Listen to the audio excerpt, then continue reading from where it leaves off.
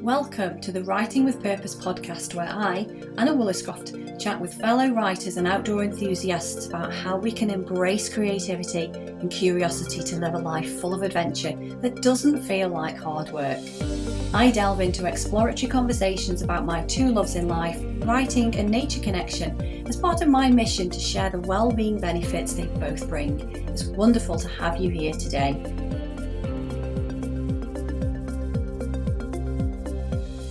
In today's Writing with Purpose podcast, which is the 40th episode I'm recording, I'm solo chatting with you about summarising the past 12 months, choosing a word for 2025, repotting plants, and how to create the perfect environment for your writing practice.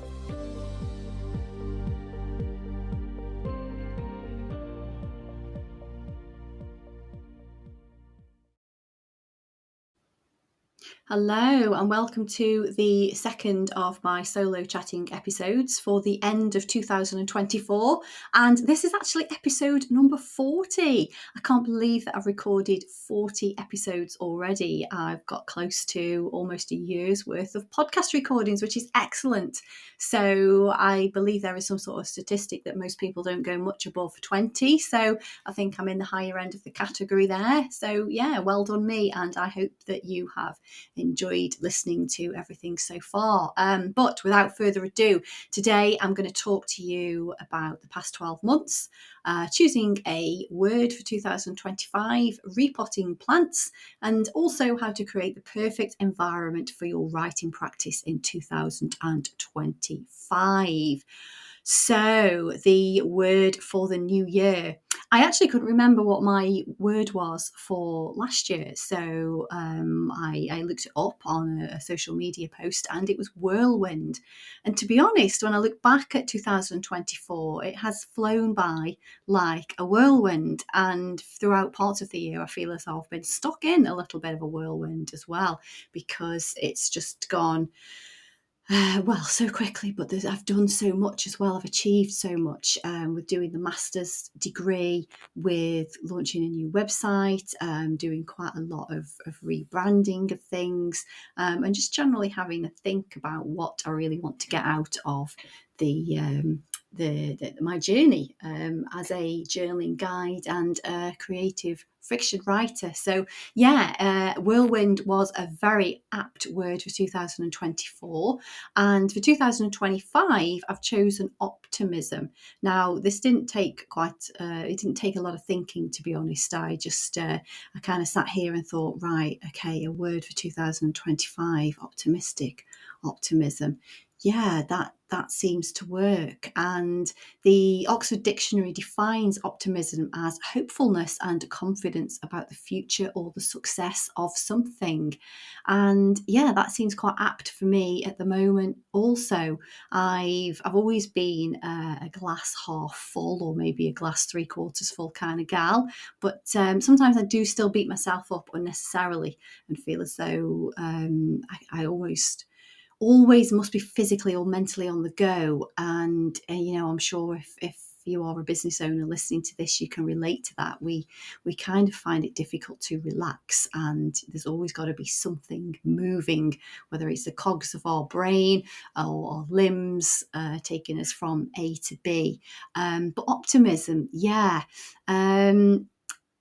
I sense something is waiting, and I kind of think of that as a door about to open, or maybe a stone ready to turn. And I'm certainly hopeful that 2025 will bring success to my fiction writing endeavour. And this is my big goal, and something that I will definitely be putting on my vision board, my manifestation efforts from the 1st of the month, the 1st of January, which is next week. Actually, it's less than next week. It's in about 3 days' time. So yeah, optimism seems to be very fitting this year. I am confident as well that my journaling and creative writing workshops will take off. I've already got 3 library sessions in the diary already over the next 6 weeks. So I'm off to a busy start, and that is a good sign. So what is your word for the new year? Please do let me know in the comments. Let me know what you've chosen, why you've chosen it, and how you feel about that. So What I wanted to share as well is of late I've been repotting and propagating plants. Now, I would say that I'm not somebody that has natural green fingers by any stretch of the imagination. My parents do. I think it might have got lost in the genes somewhere. I have a spider plant and an aloe vera plant, and over the last couple of months, I've been repotting the original plant into a bigger pot, and I've also got another part of the plant that I've been able to off-cut and pot into its own little pot and seen them flourish. So the aloe vera, I've pretty much got 8 new plants out of that, and the spider plant I'm going to have to repot again at some point, but out of the one pot plant I made another 5. It's nice to be able to achieve these sorts of things and to think that you're actually looking after something that's living. It might be non-human, but it's still living, and you're helping it to grow. And it got me thinking about the metaphorical element of potting plants, repotting plants, growing them, and there's a lot there that I think you can use as a journaling starting place. For example, outgrowing your space, and this is a great time to do this at the end of the year and as a new year comes in, but to reflect on areas of your life where you feel perhaps constrained and what aspects of your current situation are perhaps limiting your growth. And we can say this for a lot of things with maybe a work role that we're in, maybe with friendships that we're in or relationships. We can outgrow things throughout life. Life is not meant to be stagnant, and the same thing kind of fits us for forever. So yeah, have a think about these sorts of things. How can you repot yourself into a more nurturing environment? What aspects can you involve in that? And think about new roots, nurturing new roots for a new year. How can you adapt to a different environment or a new environment, and what steps are you taking to establish yourself and thrive in your new pot? There's a lot there that you can talk about in terms of sort of improving your well-being, your skills, your prospects. So yeah, have a go at those prompts and see how you get on.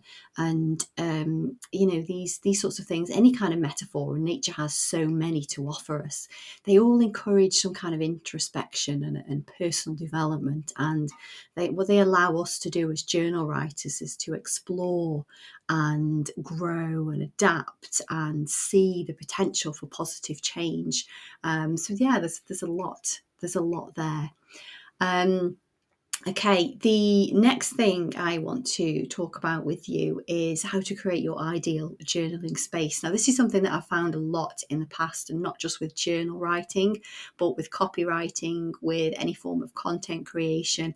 Sometimes we just feel stuck, and the creative ideas, the problem solving, the content creation is just very, very stagnant. And sometimes that's because we just simply are not in the right environment. We haven't created that environment that is going to allow us to prosper.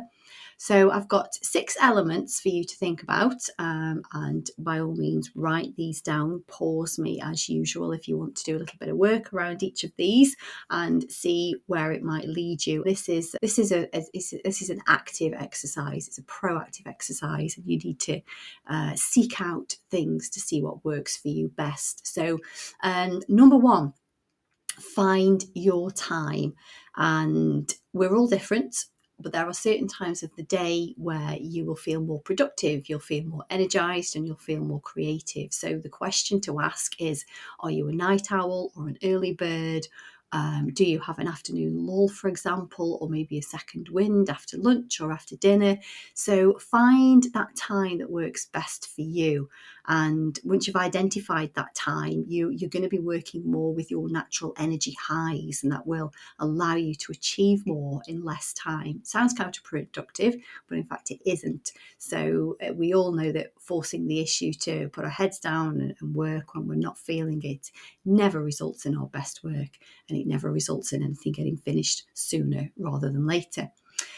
Number 2, find your space. And this is equally as important, and something that I've worked on a lot over this last year, because if I spend too much time in my office, with the four walls surrounding me, even though I do have a window with quite a pretty view, I definitely feel constrained, and the creative flow does start to jump a little bit. Sometimes it stops completely.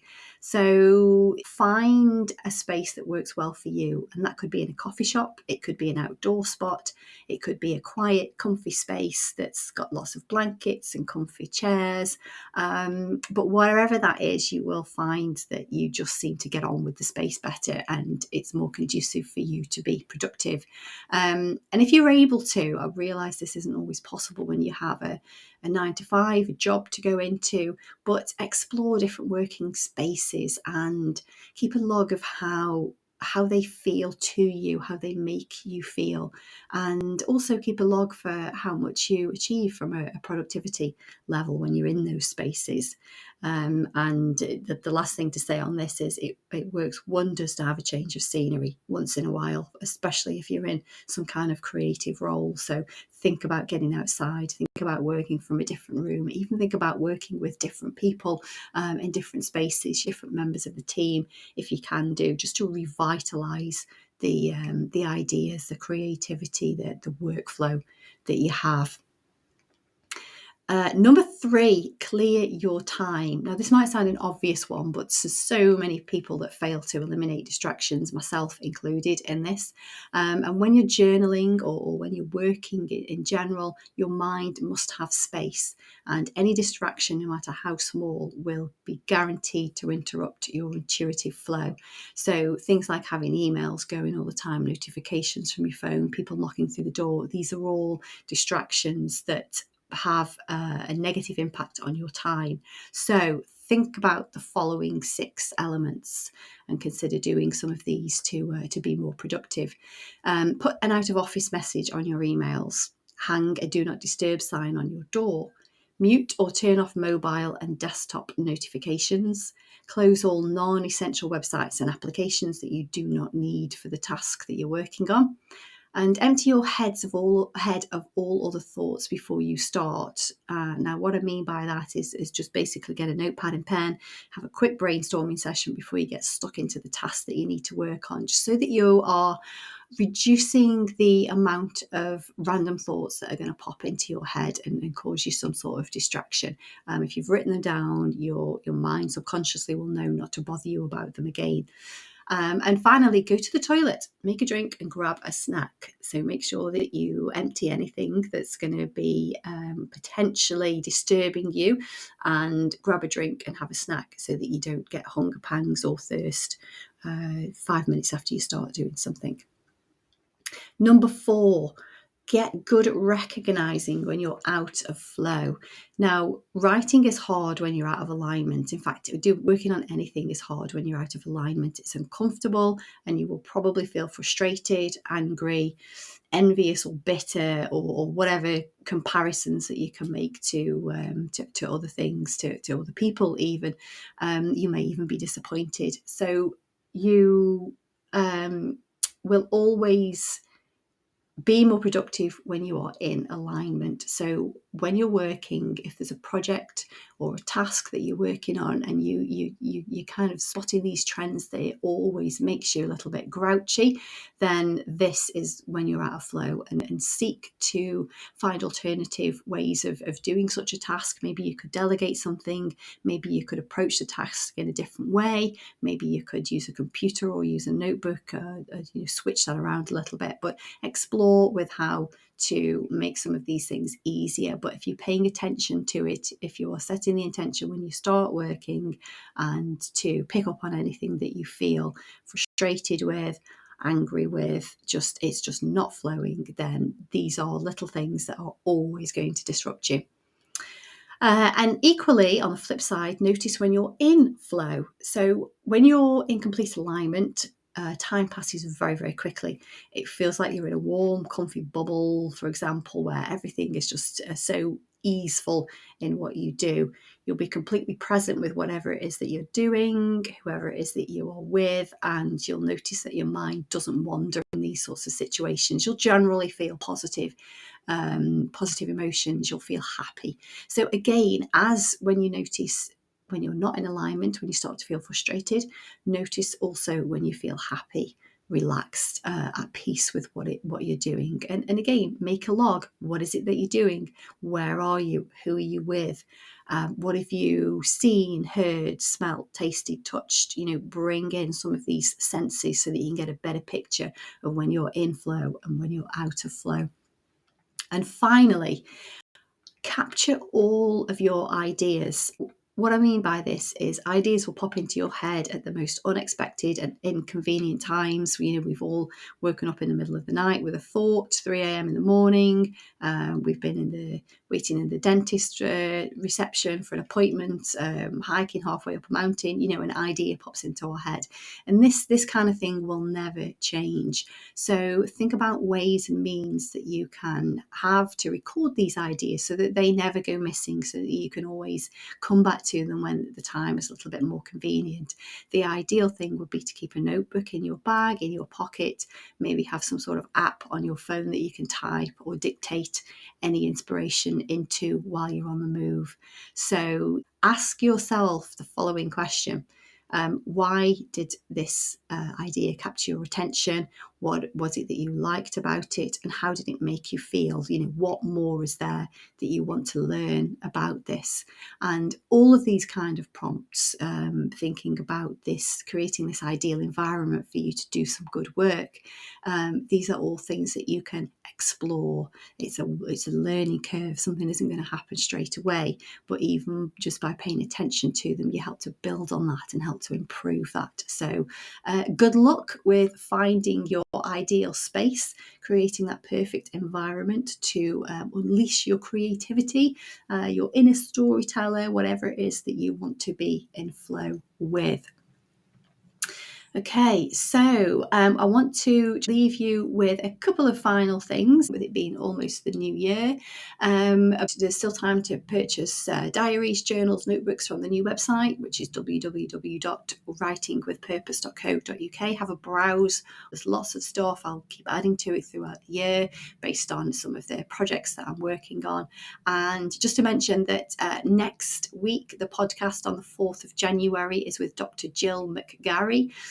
She is the Sleep Better Doctor, and we're talking about sleep disorders like sleep apnea, how our multiple internal biological clocks affect us in different ways, the role nature plays in regulating our sleep patterns, and just generally about sleep hygiene. It's a fascinating episode, and I can't wait for you to be able to tune into that when it's released, so please do. And I shall leave you with a New Year prompt that can get your creativity juices flowing a little bit. So here we go. Imagine a character who wakes up on New Year's Day with no memory of the past year. And what adventures or challenges do they face as they piece these adventures together in their life? Write a story, see what comes up. See if you can draw any inspiration from this little character that you develop. And let me know in the comments or find me on social media, Journaling with Anna. And all that remains is to leave you with a quote from the American singer-songwriter and guitarist Brad Paisley. And he says, "Tomorrow is the first blank page of a 365-page book. Write a good one."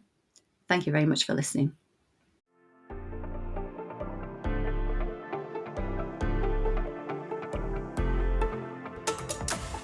Thank you for listening to today's Writing with Purpose podcast.